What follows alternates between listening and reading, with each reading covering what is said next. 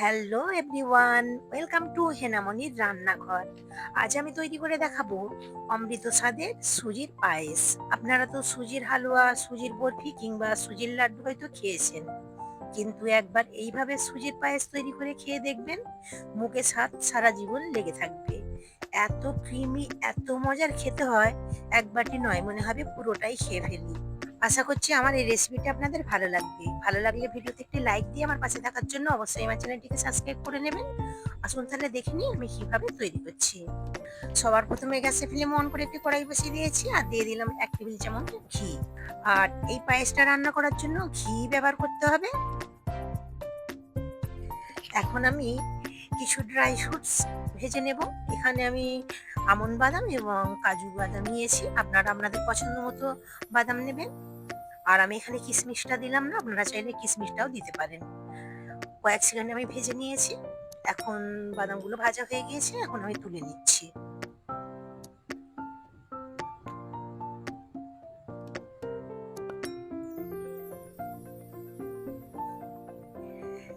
এখন আমি কড়াইয়ের মধ্যে আরো 1 চামচ মতো ঘি দিয়ে দিচ্ছি। আর এখানে আমি 1/4 কাপ নিয়েছি সুজি। এখানে ওজনে 50 গ্রাম সুজি নিয়েছি। আর গ্যাসের ফ্লেম লোতে রেখে সুজিটা আমি 2-1 মিনিট ভেজে নেব। সুজিটা ভাজার সময় আমি এর মধ্যে দিয়ে দিচ্ছি 3টি এলাচ। আমি সুজিটাকে 1 থেকে 2 মিনিট ভেজে নিয়েছি।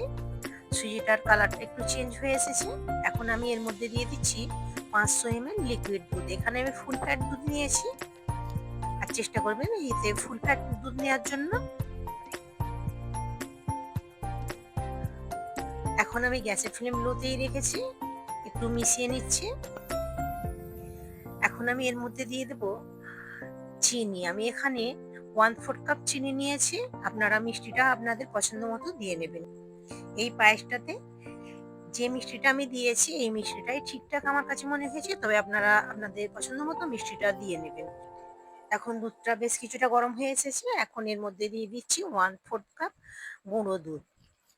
গুঁড়ো দুধটা দিয়ে খুব ভালো করে আমি মিশিয়ে নিয়েছি। আর গ্যাসের ফ্লেম আমি লো টু মিডিয়াম রেখেই আমি এই স্পাইসটা রান্না করে নেব। নেড়ে চেড়ে আমি 5 মিনিট মতো রান্না করে নিয়েছি। আর এর মধ্যে দিয়ে দিচ্ছি 1 চিমটি মতো লবণ। যদি লবণটা আপনারা পছন্দ না করেন তাহলে স্কিপ করে দেবেন, তবে মিষ্টি খাবারে একটু লবণ দিলে খেতে ভালো লাগে। আর আমি এখানে কেশর মেশানো দুধ আগে থেকেই রেডি করেছিলাম, 2 চামচ মতো দিয়ে দিলাম। একটা সুন্দর কালার আসার জন্য আমি এই কেশর মেশানো দুধ দিয়েছি, তবে আপনারা চাইলে স্কিপ করে দিতে পারেন। আরো 2 মিনিট মতো আমি রান্না করে নিয়েছি। আর ভেজে রাখা কিছু ড্রাই ফ্রুটস আমি এর মধ্যে দিয়ে দিলাম। আর কিছু আমি বাঁচিয়ে রেখে দিয়েছি গার্নিশিং এর জন্য। বেশ আমি 5 থেকে 7 মিনিট রান্না করে নিয়েছি। ঠিক এইরকম ঘনত্বের এসেছে। আর আমি রান্না করব না, গ্যাসের ফ্লেম আমি অফ করে দিলাম। আর আগে থেকে জাল করে রাখা আরো 200 ml আমি দুধ এর মধ্যে দিয়ে দিচ্ছি। যেহেতু আমি পায়েস তৈরি করব, তো পায়েসটা এইরকম একটু ঘনত্বের হবে, তবেই খেতে ভালো লাগবে। আর দুধটা আমি 200 ml যে দুধ দিয়েছিলাম সেটা একটু ফুটিয়ে ঘন করে নিয়েছিলাম।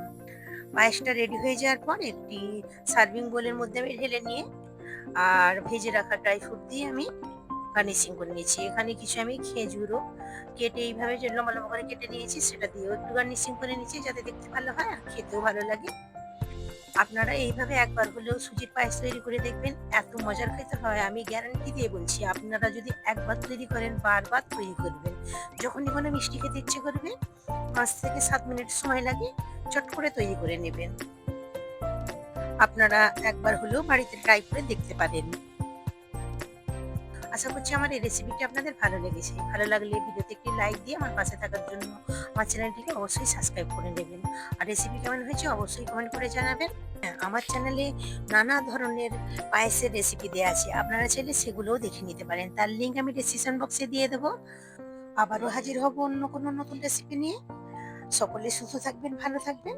এতক্ষণ আমার সাথে থাকার জন্য অসংখ্য ধন্যবাদ।